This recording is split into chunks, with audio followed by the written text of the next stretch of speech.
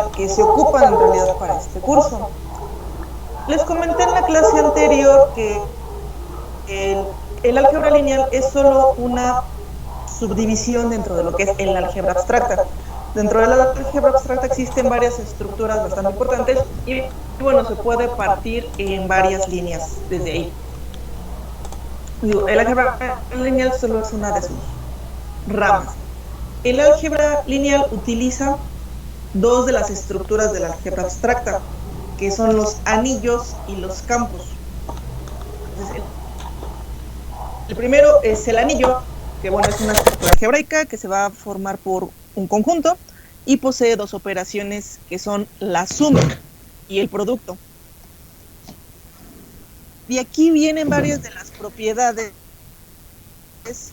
del álgebra, de las matrices. Por ahí alguien tiene encendido su micrófono.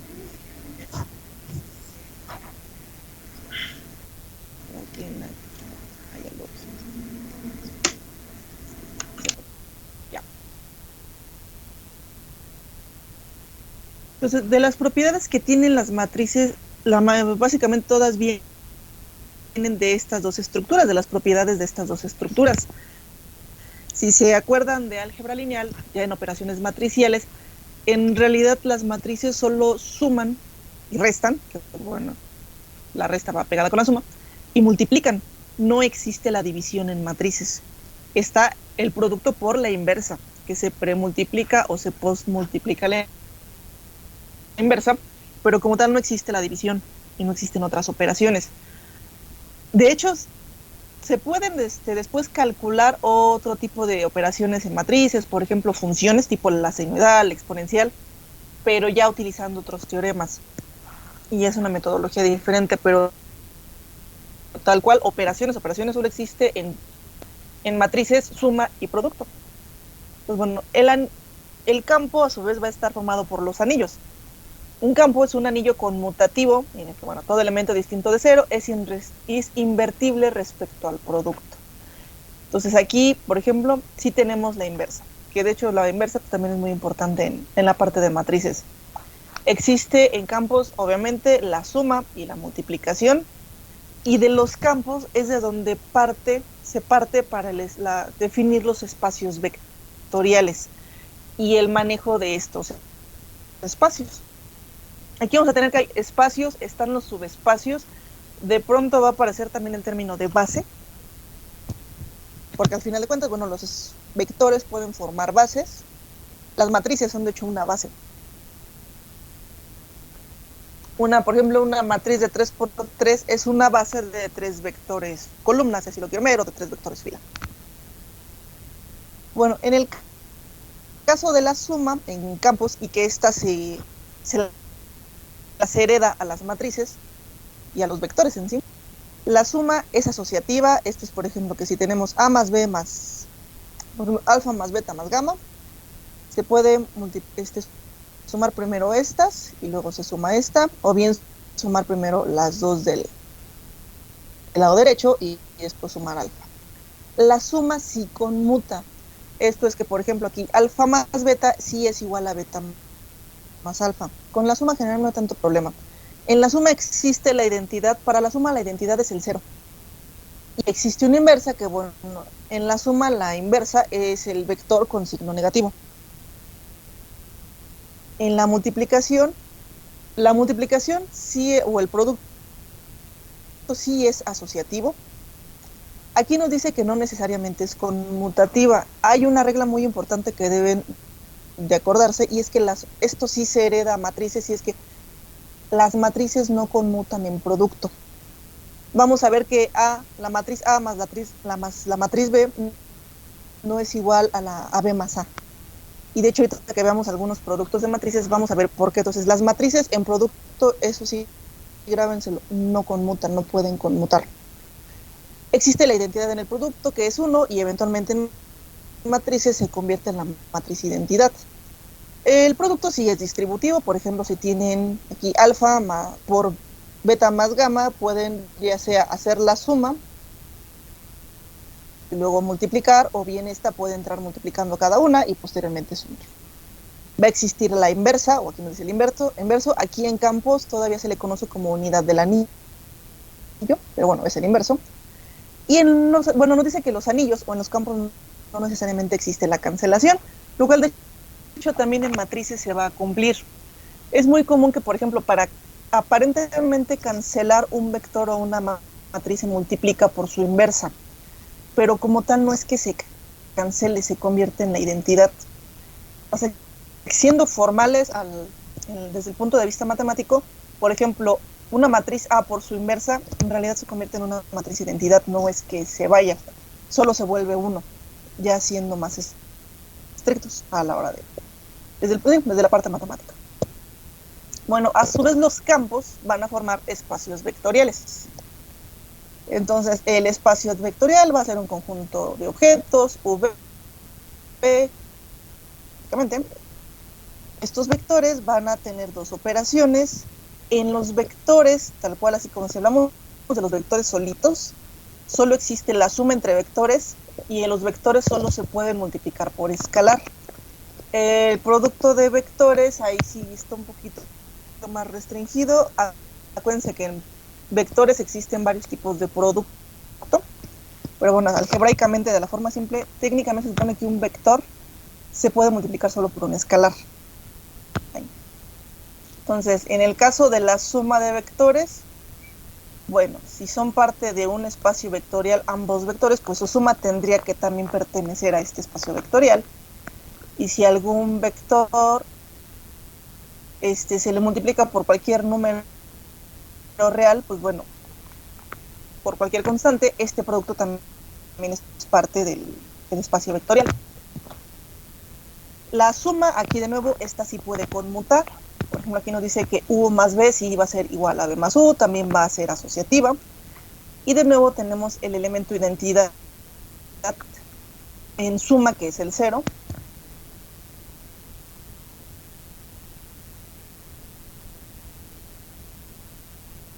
Por escalar no hay tanto problema. De hecho, los escalares en vectores y en matrices no tienen tanto problemas para manipularse.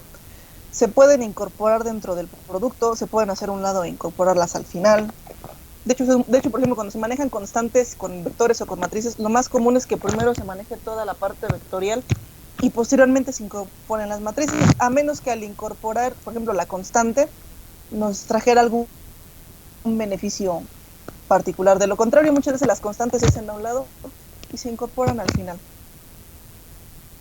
Entonces, bueno, aquí sí tenemos, por ejemplo, una suma de constantes, ya sea que hagamos la suma y después multiplicamos por el vector, o bien cada constante puede multiplicar al vector y se hace la suma.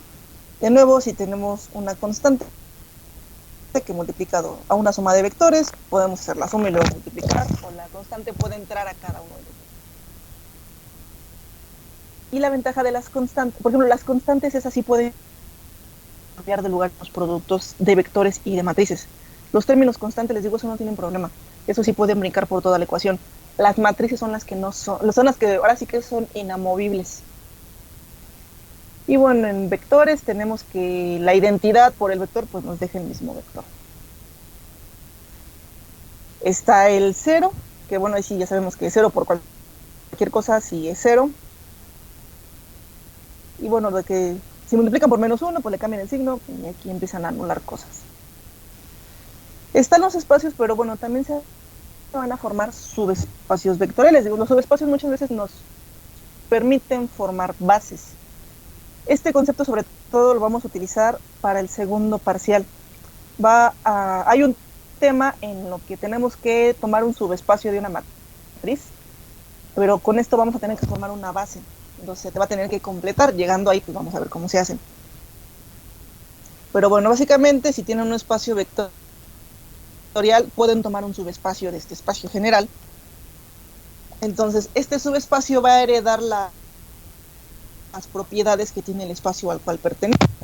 No puede romper las mismas reglas. Entonces, los subespacios igual solo tienen suma y solo tienen multiplicación por escalar. De nuevo, de los subespacios, aquí vamos a llamarle al subespacio, aquí se le denota como S. Si tienen un par de vectores que son parte de este subespacio, Si lo suman, pues bueno, la suma tiene que ser parte de este subespacio, que a su vez pertenece al espacio general. Y de nuevo, si alguno de estos vectores se multiplica por cualquier constante, básicamente por cualquier real, el producto generalmente va a seguir perteneciendo a este subespacio. Los espacios y los subespacios nos permiten formar combinaciones. Generalmente buscamos que sean combinaciones lineales.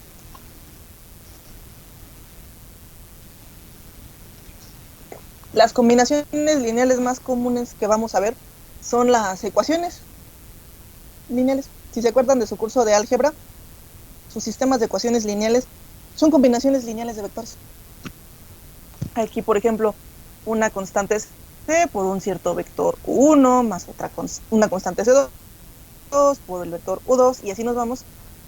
Forman básicamente, generalmente este tipo de combinaciones lineales nos dan sistemas de ecuaciones lineales.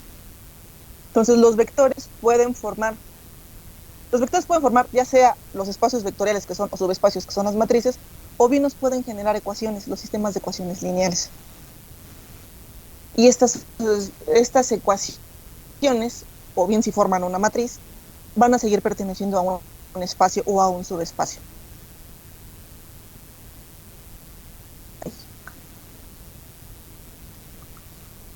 Y bueno, lo que dice es que todas las combinaciones lineales de los espacios vectoriales, pues bueno, siguen perteneciendo ya sea al subespacio o bien al espacio en general, al espacio global. Lo que les comentaba, y un conjunto de vectores pueden formar una base.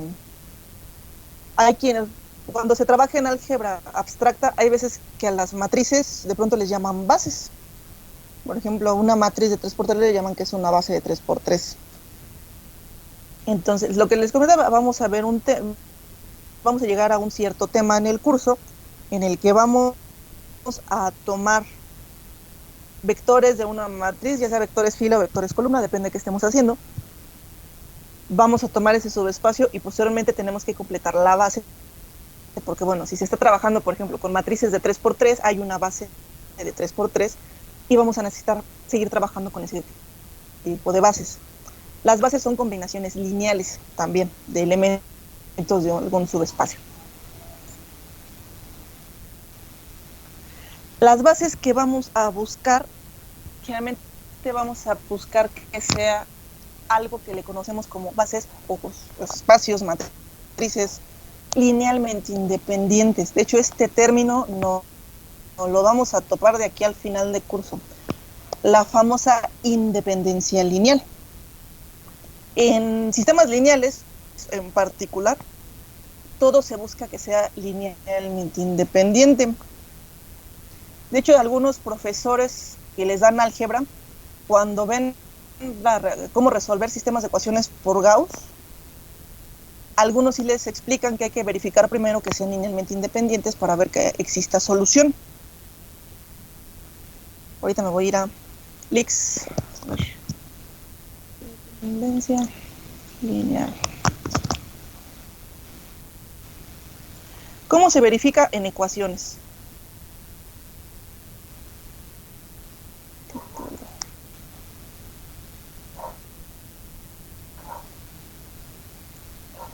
Les digo, hay profesores de álgebra que si les explican eso, hay algunos que los dejan sufrir con ecuación. Cuando ven sobre todo Gauss, por ejemplo.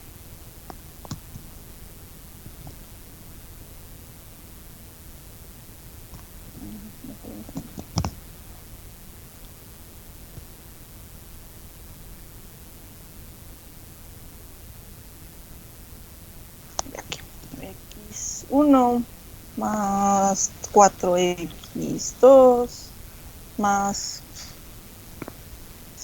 7x3 igual a 0.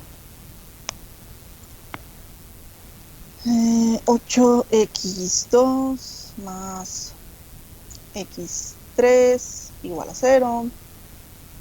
Menos x1 más x2 igual a 0. Entonces, estas ecuaciones son una combinación lineal de vectores, si lo quieren ver así. pero también hay que ver si esta combinación es linealmente independiente o dependiente. Una forma para saber si, por ejemplo, si su sistema iba a poderse resolver por Gauss, digo, muchos profes sí les explican esto, no todos, es que separaban esto. Si se acuerdan, es que los hacían que separaran así.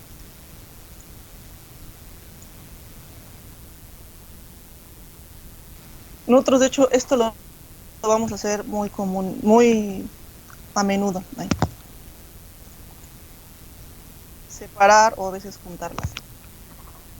Generar matrices y vectores para trabajar desde ahí. Por ejemplo, aquí si separan esto, aquí va a ir x1, x2, x3. Y sacaban los coeficientes. Aquí, por ejemplo, es 1, es 4, siguiente 7. El de abajo no hay x1, este es 0, x2 es 8 y x3 es 1. Abajo x1 es menos 1, x2 es 1 y x3 es 0, y bueno, esto es igual a 0. Ustedes, de hecho, para Gauss trabajaban, si no mal recuerdo, con la parte de la matriz.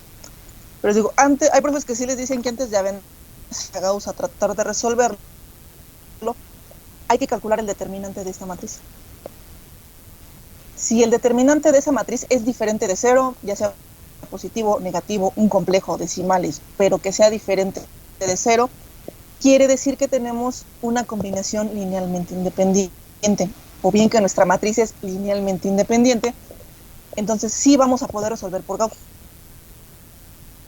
Se pueden ya aventar por el método de Gauss y les va a dar la solución de su sistema de ecuaciones. Si el determinante es igual a 0, no existiría solución, o bien no existe una solución única. Porque si se acuerdan, Gauss es una solución única y es una solución exacta. Cuando hay dependencia lineal, no hay una solución única, o a veces no existe la solución, también se puede dar ese caso. Entonces, una de las formas para ver si se iba a poder resolver o no era calcular el determinante de esa matriz que tengo marcada. Si es igual a 0, no es invertible, entonces no podemos obtener la solución. Quiere decir que hay dependencia lineal de algún tipo en esa matriz. Que nuestro conjunto de vectores, en este caso, por ejemplo, de vectores columna, nos generaron una combinación lineal, pero dependiendo entre sí, hay algún tipo de dependencia. De hecho, ahorita que vemos el determinante, pues bueno, vemos cómo se calcula. Pero entonces les digo, cuando utilicen Gauss, por ejemplo, cuando van a invertir una matriz por Gauss, aquí vamos a usar nosotros mucho la inversa. Yo utilizo una fórmula, pero bueno, los que trabajen con Gauss pueden seguir usando Gauss. La matriz siempre hay que verificar primero el determinante. Si su determinante es diferente de 0, la matriz se va a poder invertir. Si su determinante es igual a 0, no se puede invertir. Digo, también aquí en un sistema de ecuaciones nos implica que no hay una solución única o no existe, tal cual. Hay métodos para obtener la solución en ese caso, hay métodos numéricos con los que se trabaja. Pero bueno. Bueno, aquí lo que nos dice este teorema es que un subconjunto de S en un espacio vectorial va a ser una base si solo si este subconjunto es linealmente independiente. Cuando estemos formando bases, por lo regular vamos a tratar de formar una base que sea linealmente independiente. Si lo vemos desde el lado de la matriz, vamos a buscar que nuestra matriz sea invertible. Lo podemos traducir así, de que la matriz que queremos formar, cuando queramos formar una base, vamos a buscar que esa matriz se pueda invertir, exista su inversa. En el caso de sistemas lineales, porque normalmente ocupamos mucho las inversas. Otra forma de ver la independencia lineal es que, por ejemplo, si tienen un sistema de ecuaciones, la única forma de que este sistema de ecuaciones sea 0 es solo si todas las constantes se igualan a 0. Vamos a regresar al sistema de ecuaciones. Bueno, aquí lo tendremos que resolver, pero otra forma de buscar la independencia lineal es un poquito más complicada, la parte del determinante es mucho más simple, sería que si a la hora de que tratemos de resolver, la única forma de que logremos hacer que estas ecuaciones sean idénticas a cero es que las multiplicáramos aquí por constantes. Cero. Aquí probablemente se habría una dependencia lineal. Imagínense que definen que x1 y x2 son iguales. Aquí al estar con signo menos, esta ya se hace cero, sin que tengamos que multiplicar por cero. Entonces, también es una forma, cuando se trabaja con ecuaciones, es una forma de buscar la dependencia o la independencia lineal. Pero les digo, es una forma más complicada. El determinante, de hecho, es mucho más práctico.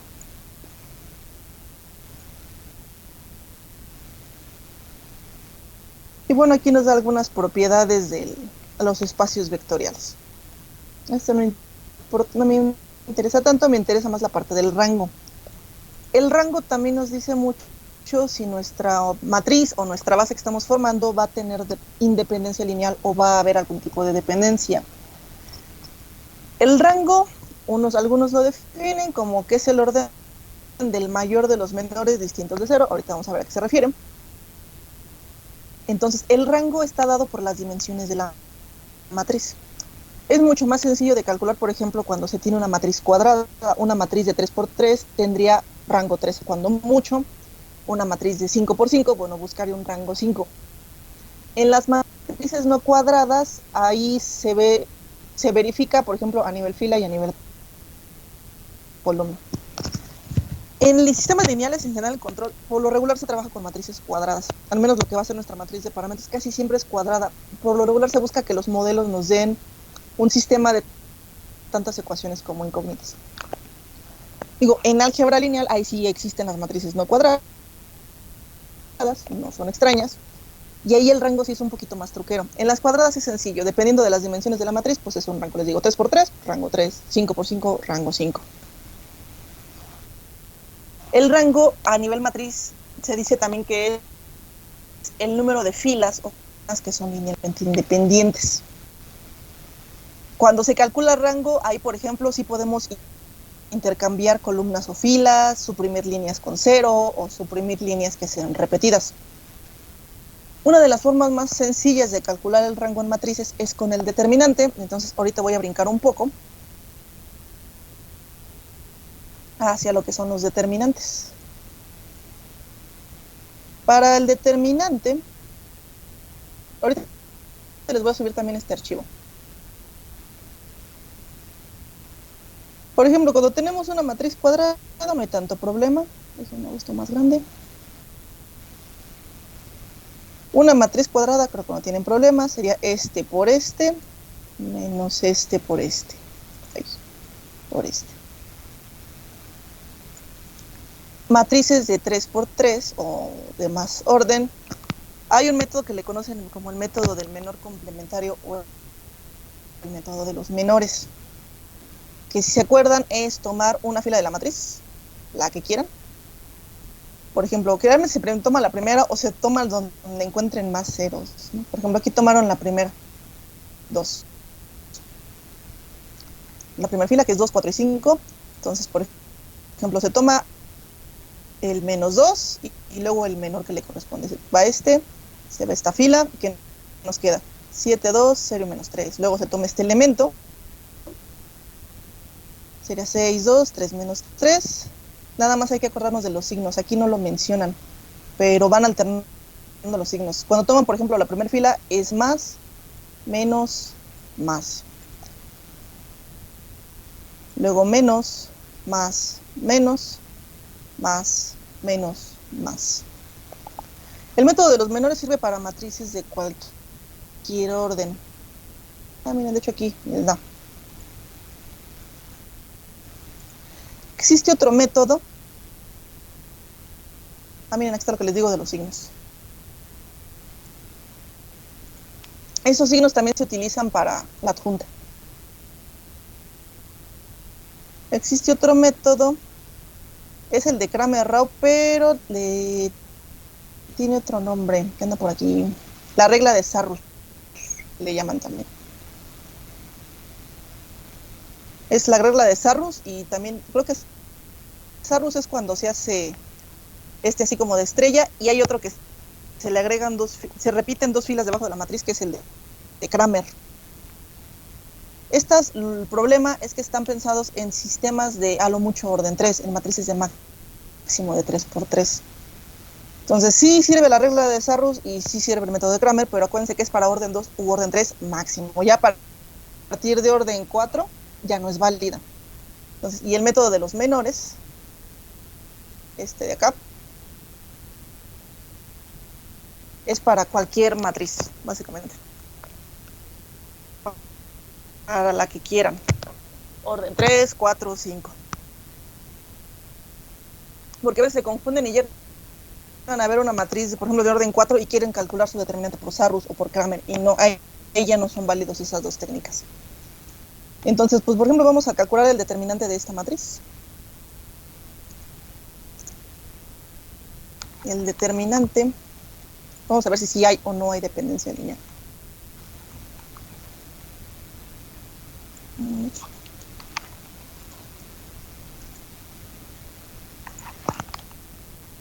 Determinante de esta.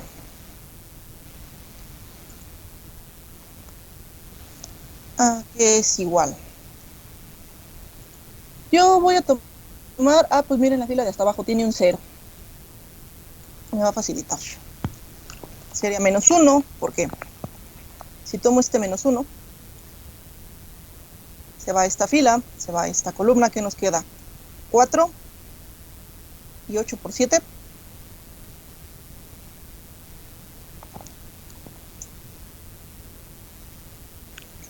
A ver, vamos a hacer la suma. 56, 4 menos 56. Entonces, aquí que sería 4 menos 56. Después más 1, pero acuérdense que es más menos más, sería -1 también. ¿Por qué? Se va es 1 menos 0. Después más, esto es un 0, pero bueno, ahorita lo voy a expresar nada más para que se visualice. Se va que sería 8 menos 0. ¿Qué tenemos? Entonces, 4 menos 56 sería menos 52. Y el menos de afuera, 52 positivo. Y en esta que tenemos 1 menos 0, pues 1. Y menos 1. La siguiente pues es 0, ¿no? Lo determinante nos queda que es 51. Es diferente de 0, quiere decir que esa matriz sí es linealmente independiente, lo cual implicaría que, por ejemplo, ese sistema de ecuaciones sí podría resolverse, sí tendría una solución, y por ejemplo, si quisieran utilizar Gauss, se pueden ir tranquilamente. Gauss va a haber solución. Si el determinante hubiera sido igual a 0, entonces ahí hay dependencia lineal, esa matriz no es invertible, y por lo tanto ese sistema de ecuaciones no tiene solución. Al menos no de forma tradicional. Les digo, hay métodos numéricos que son capaces de resolverlo todo. Pero bueno, no existiría una solución única. Cuando hay independencia lineal, la solución del sistema de ecuaciones es una solución única. Cuando son linealmente independientes, o bien no existe solución o hay soluciones múltiples. Entonces, ¿hasta aquí todo claro? Sí, maestra, todo claro. Sí, todo claro, maestra. Sí, profesora. Ok. Entonces, vamos por acá de nuevo al rango. Entonces, el rango nos dicen que es el mayor de los menores diferentes de 0 o el número de filas y columnas linealmente independiente. Hay un algoritmo para calcular el rango.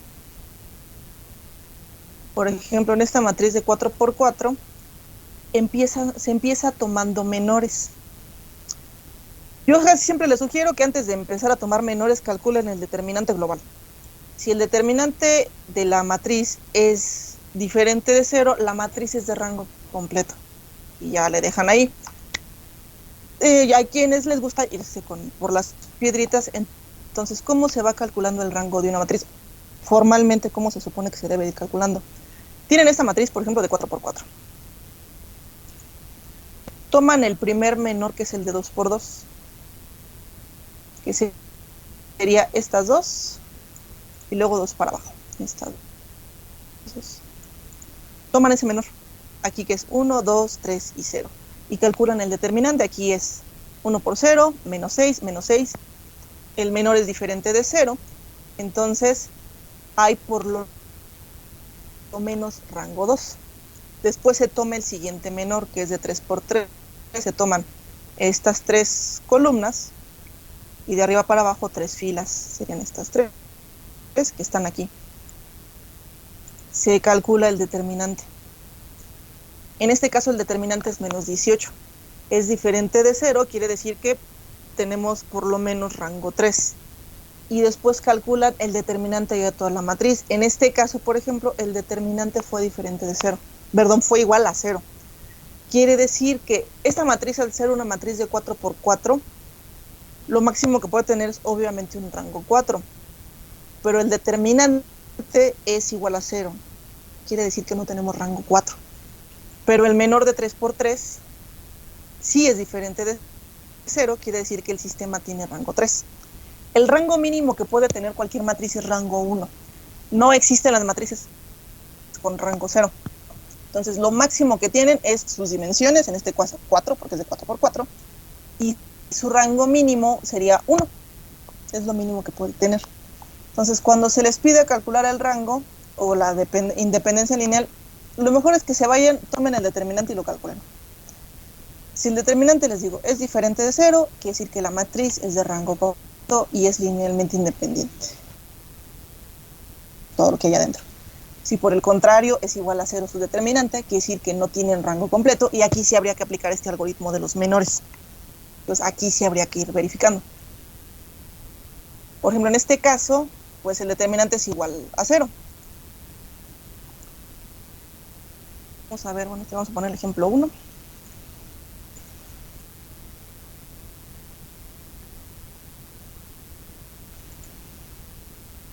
Uno donde también a veces a simple vista se puede ver si una matriz tiene independencia lineal o dependencia. Vamos a ver, por ejemplo, nuestra matriz A.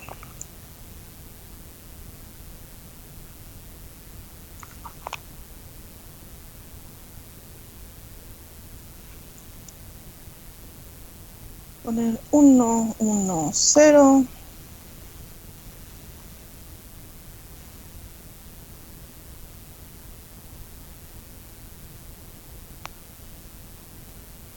A veces a simple vista se puede saber cuando una matriz, su determinante va a ser igual a 0. Les digo, otro concepto de rango es que son filas o columnas que sean dependientes. Esto quiere decir que sean iguales o que sean múltiplos. En el caso de esta matriz, déjenme darle un poquito más grande. Si se fijan, tenemos dos columnas iguales, esta y esta. Y también dos filas iguales, esta y esta.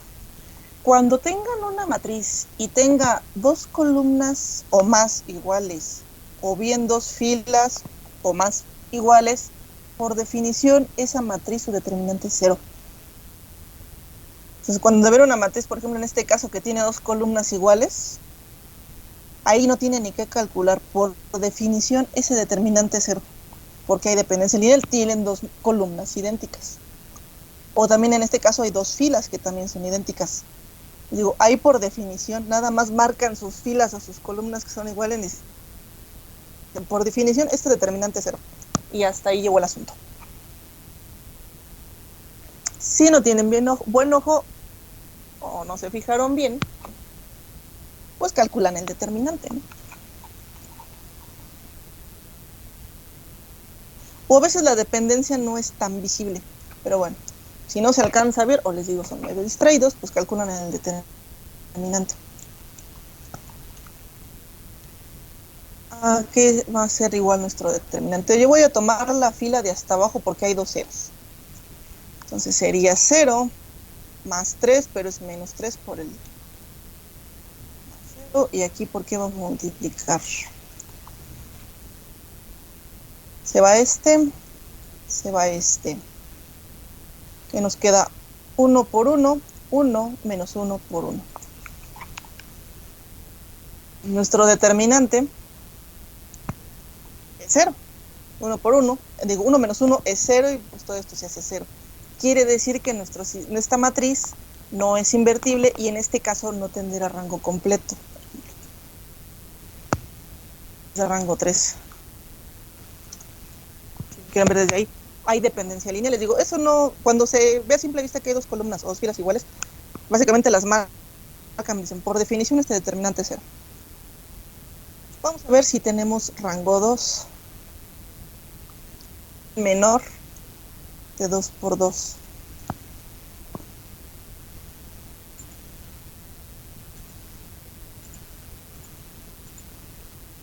Entonces tomamos para el siguiente menor, se va esta columna y se va esta fila. Se toman estos 4.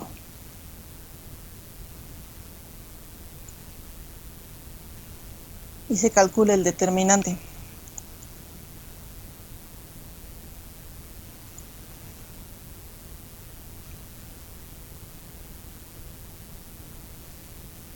Esto que es igual. Es este por este menos este por este. Sería 1 menos 1 es 0. Entonces aquí tampoco hay rango 2. En este caso la matriz es de rango 1.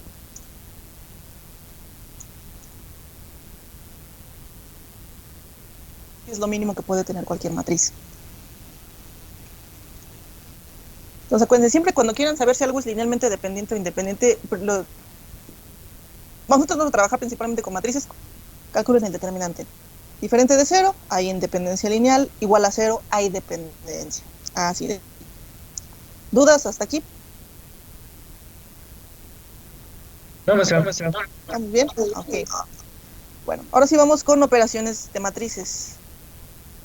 Vamos a empezar con lo básico que es suma y sobre todo el producto. ¿Dónde está el título?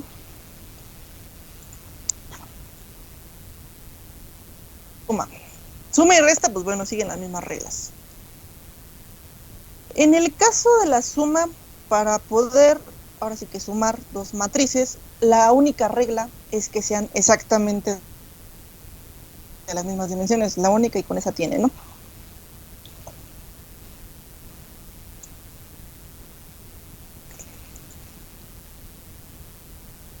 A, B, C, D, E, F, G, H, I.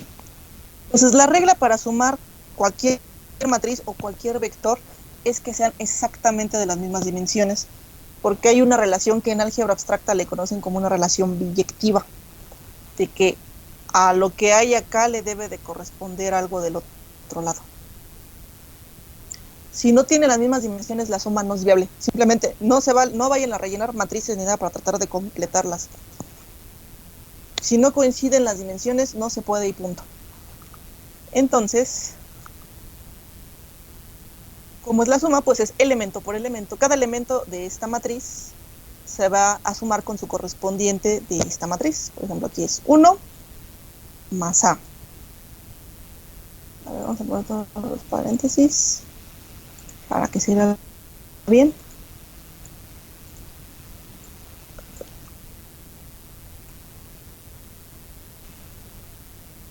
Entonces es 1 más A.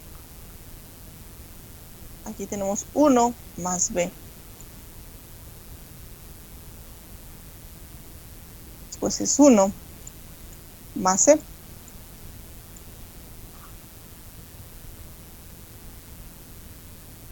Uno más D. 1 más C.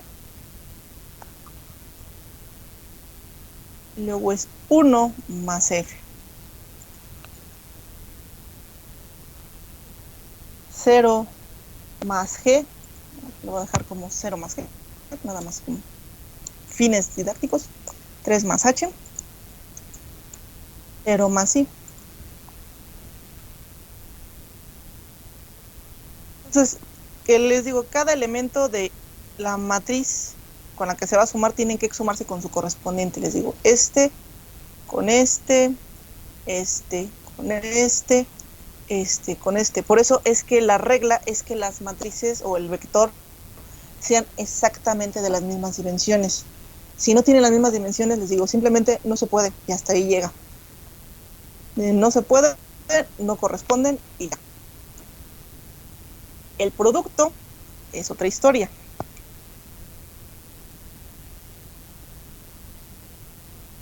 Para el producto,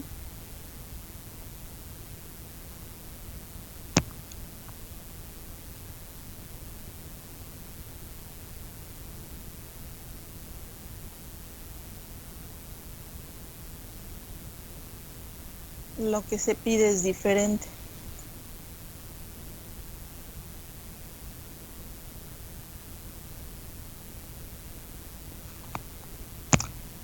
¿Cómo sabemos si se puede o no calcular el producto? Bueno, vamos a llamarle a esta matriz A y a esta matriz B. Nuestra matriz A, los elementos que hay en sus filas, la cantidad de elementos tienen que coincidir con la cantidad de elementos que tiene en las columnas la matriz B. Entonces, para que el producto sea viable, si en esta fila tenemos 3 elementos, en la columna de la matriz del lado derecho también tiene que haber 3 elementos.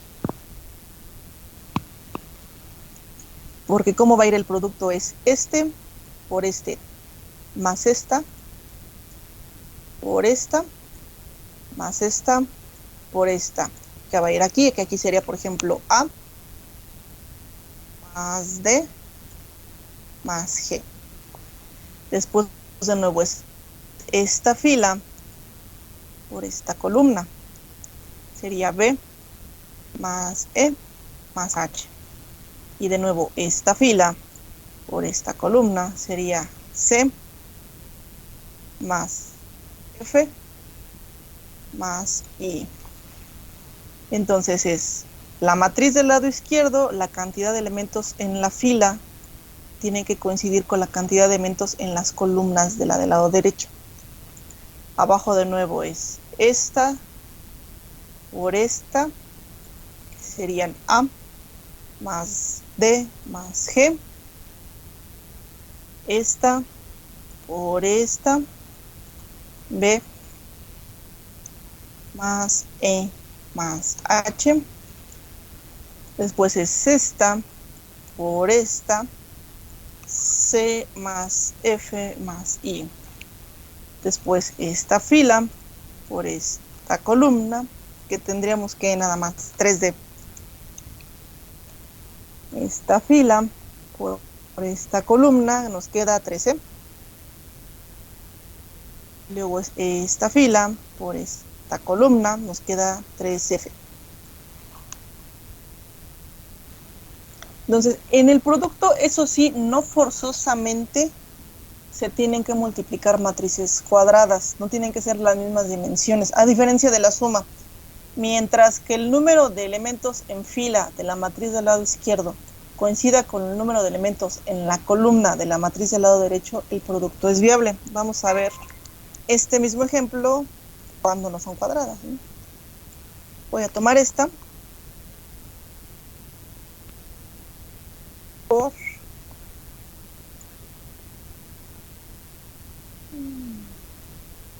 las 3.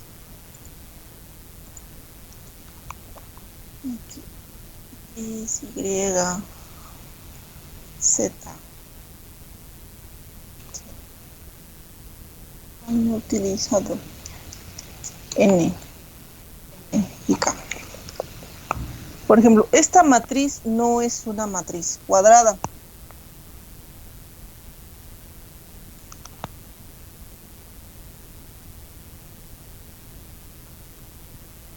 La del lado derecho no es cuadrada. Pero si se fijan, los elementos que hay en la del lado izquierdo, nuestra matriz A, si lo queremos ver así, son 3. En la del lado derecho solo tiene 2 columnas, pero cada columna a su vez tiene 3 elementos. Entonces ahí sí es viable. Si solo fuera una matriz de 2 por 2, por ejemplo, que no tuviera la línea de hasta abajo, que fuera una matriz de 2 por 2, ese producto ya no es viable. Entonces, por aquí tenemos 3 elementos en la fila que corresponden con los 3 elementos en la columna de acá. Aquí, ¿qué nos quedaría? A por X más B por Z más C por M. De este lado, vamos a poner paréntesis.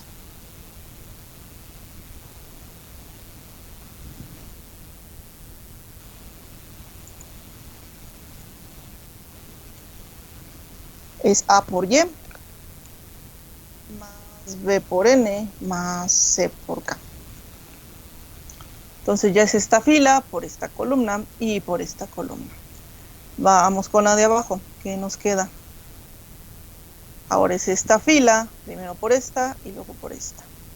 Sería D por X más E por Z más F por M. Ahora va por la segunda columna. Sería D por Y más E por N más F por K.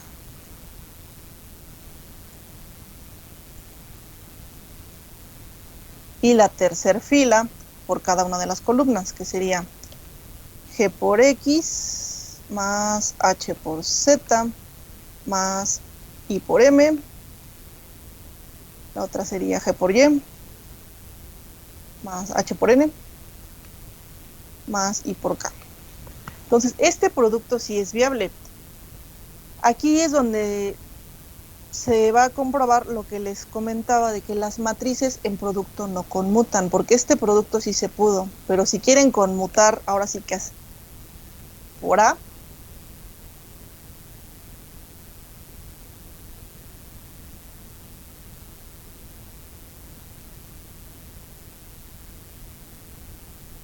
¿qué ocurre aquí? Aquí en esta tenemos 2 elementos fila, en la fila, pero aquí en las columnas hay 3. Ahí ya no coincide, porque aquí hay 2 y acá nos sobra 1.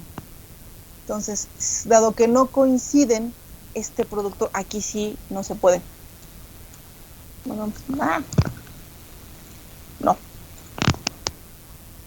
Porque los elementos que exista, que el número de elementos que tenga la fila de la matriz del lado izquierdo, acuérdense, tienen que coincidir con los elementos en las columnas del lado derecho. Aquí no. En esta nos anda sobrando esta fila para que coincidiera. No se vale volársela, simplemente no es viable. ¿Dudas hasta aquí?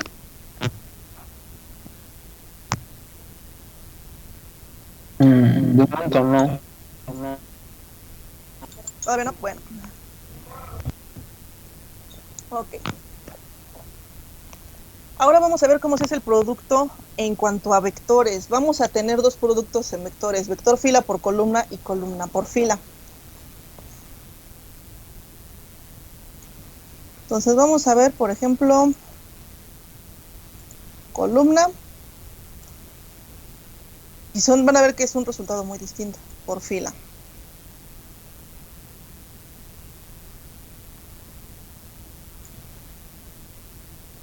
Aquí va a ser A, B, C, X, Y, Z.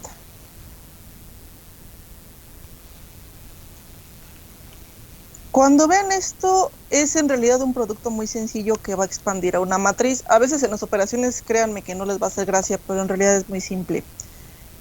No la vayan a querer rellenar.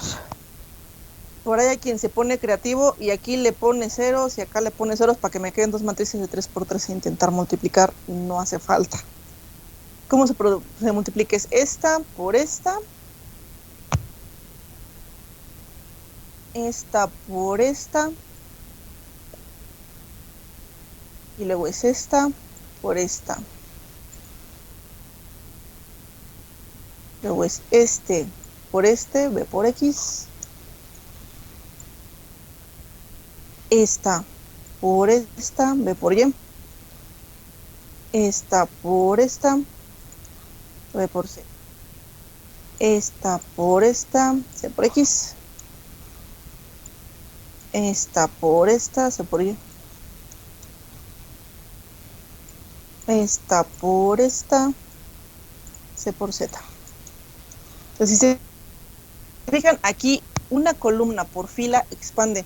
Aquí no hay tanto problema en las dimensiones, porque básicamente cada elemento de acá va a multiplicar por cada uno que esté acá. Entonces, pues la matriz puede tomar diversas formas. Por ejemplo, aquí si hubiera nada más dos, que nada más estuvieran X y Y, esta columna no existiría y nos quedaría una matriz de 3 filas por 2 columnas. Entonces ahí no hay tanto problema.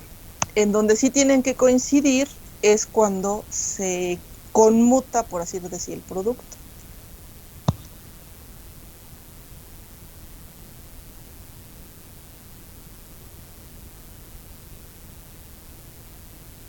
Aquí ya la historia es otra.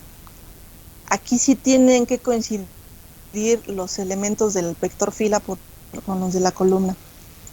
Es como, aquí sí se sigue la regla del producto. ¿Y este qué va a hacer? Por ejemplo, mientras que columna por fila expande a una estructura matricial, fila por columna se vuelve un escalar. Aquí nos quedaría A por X más B por Y más C por Z. Entonces, aquí es donde se ve y es sumamente visible el hecho de que en producto las matrices no conmutan. Les dejo la nota. Las matrices no conmutan en producto. En suma no hay problema, A por B sí es igual a B más A, ahí no hay ningún problema. Pero en producto, como pueden ver, A por B no es igual a B por A.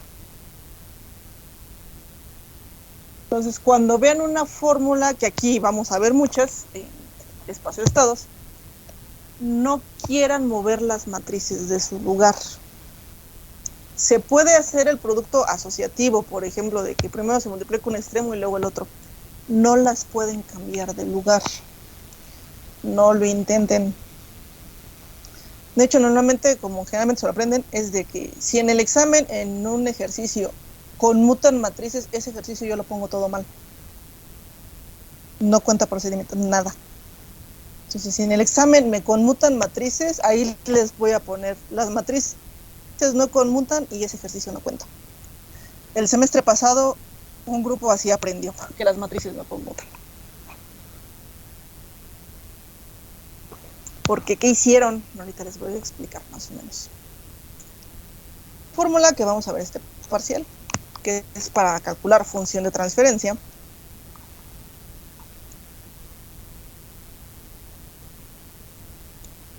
Esa es su fórmula de función de transferencia. La vamos a ver en este parcial con más a detalle.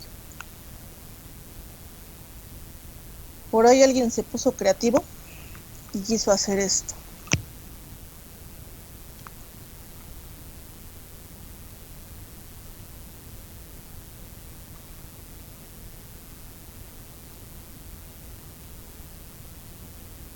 Y fue más de uno. Y dijeron, pues este es fila por columna, me va a dar un escalar y ya nada más calculo la inversa. Y pues ya obviamente les puse todo mal y el primer parcial fue un tronadero bien bueno.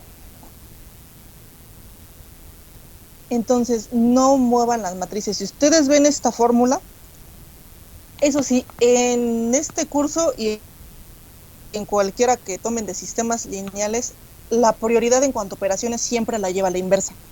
Si ven una fórmula, la que sea, y hay una inversa presente, lo primero que tienen que calcular siempre es esa inversa. No se vale igual que, por ejemplo, que me quieran meter la C acá adentro y no. Cuando ven una fórmula en este curso en particular, si ven una inversa, lo primerito que van a calcular es esa inversa. Entonces, aquí, ¿qué es lo que se puede hacer? Bueno, se calcula la inversa de esta matriz y ya sea que multipliquen C por la inversa, o bien la inversa por B y ya luego C por esta, o si multiplican esta por esta, pues ya luego por B. Porque, bueno, las matrices, el producto sí es asociativo. Lo que no pueden es cambiarlas, o si no, otra. Que también estaba buena. Y esto le he pasado a varios maestros de la materia. Esta es la que vamos a usar nosotros para la forma canónica de Jordan. Lo que ustedes vieron en ecuación, bueno, en álgebra de Gauss-Jordan, que era la diagonalización de una matriz. Bueno, ese como tal sí es una forma de crear una diagonal, pero se considera que es un método numérico. Control tiene su propia técnica para calcular esa diagonalización, que en control se le conoce a veces como matrices a bloques, los bloques de Jordan, que vamos a llegar a ellos. Entonces aquí vamos a calcular esta matriz de vectores propios, que de hecho eso, el lunes empezamos a ver vectores propios. Entonces si tenemos los vectores propios, lo primero que hacemos es, pues, bueno, calcular esta inversa. Pero por ahí, hay alguien que dijo, es que t a la menos 1 por t por a, porque así t por t a la menos 1 es la identidad y nos queda a. Entonces yo cuando vi eso no nada más me pasó a mí, les ha pasado a otros profes de la materia, nos quedamos con cara de, ay Dios. Obviamente si vamos a usar esta fórmula es porque queremos una matriz diagonal, no quedarnos con la matriz original. Entonces, y les digo, las matrices no conmutan. Pero hay alguien que se quiere ahorrar cálculos y dice, pues esto es la identidad, entonces J es igual a A, ¿no? Y no.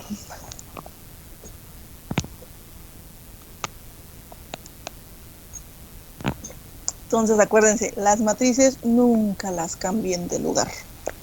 Si el producto está así, ya sé que primero multipliquen esto por esto y ya luego le multiplican esta t, o si quieren empezar del lado derecho, multipliquen a por t, tienen ese producto y luego le premultiplican la inversa. Aquí sí se menciona mucho premultiplicar, posmultiplicar. Cuando la matriz esté del lado izquierdo, esta, por ejemplo, esta por esta, por A, se dice que esta, por ejemplo, está premultiplicando. En cambio, en este por este, en el caso de t, está postmultiplicando. Entonces, cuando está la matriz, multiplicando del lado derecho, es premultiplicar. Del lado izquierdo, cuando está la matriz es premultiplicar, cuando está del lado derecho es postmultiplicar. Entonces, ¿dudas hasta aquí? Vamos a guardar esto. Todo bien, todo bien. ¿Todo bien? Ok. Dejen guardo. A ver, 7CB3. Segundo. Ok. Entonces,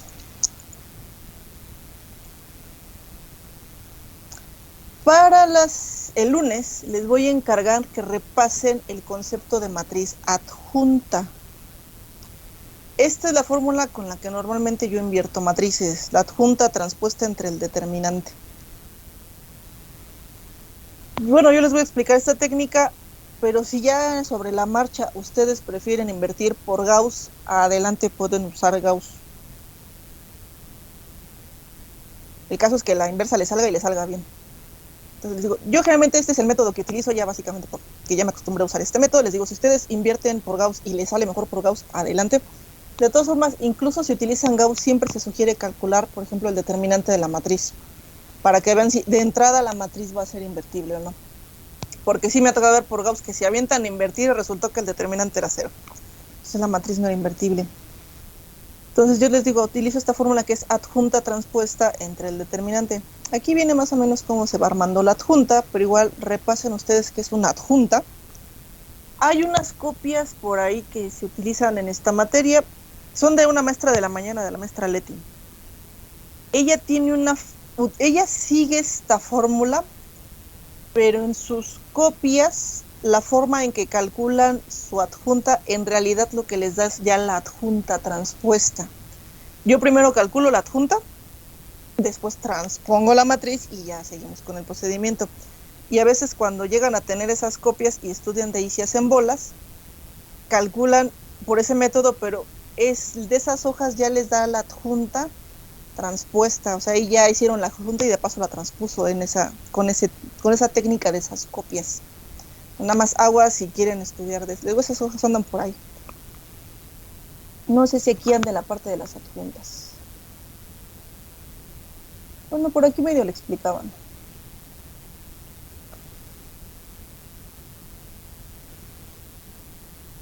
Lo de los adjuntos un poquito. Pero revisen aquí o pregúntenle a Google matriz adjunta y a ver qué les da. Les digo, pero hay unos que les dan adjunta transpuesta en su fórmula. Cuando es para una inversa les dan generalmente para que quede la adjunta transpuesta. Yo normalmente primero hago la adjunta y luego la transpongo. Aquí que traen aparte es regla de Sarrus. Les digo, esta no la sugiero, a menos, bueno, para orden 3 sí.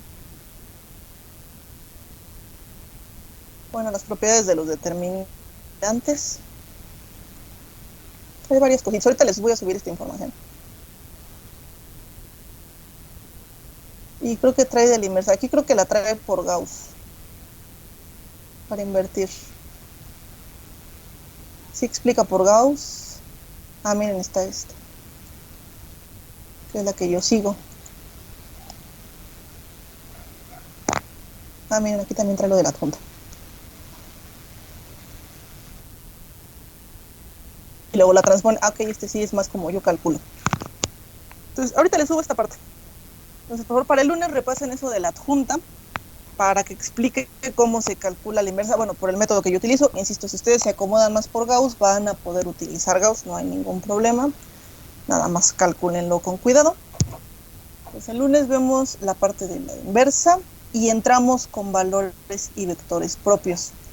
Que eso sí, ya, eso es un concepto que nos va, bueno, para ustedes va a ser indispensable en este parcial y en el parte del segundo. Que básicamente el valor propio es el análogo de los polos. Así como en control clásico tenían polos y ceros, en espacio de estado la figura del cero se va a perder, pero el polo sigue presente, solo que va a cambiar de nombre. Aquí se les conoce como valores propios, autovalores, eigenvalores. Tienen varios apodos.